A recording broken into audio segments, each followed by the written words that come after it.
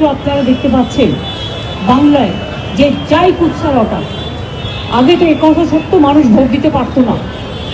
এমনকি কলকাতায় নিশ্চয়ই আপনারা ভুলে যাননি, আমি সপ্তপল্লী থেকে শুরু করে সমস্ত মাল্টি স্টোর বিল্ডিংয়ে তালা দিয়ে রেখে দেওয়া হতো সিপিএমের আমলে।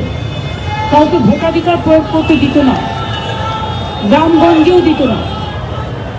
এই অবস্থায় আমাদের বিরাট আন্দোলন হয়েছিল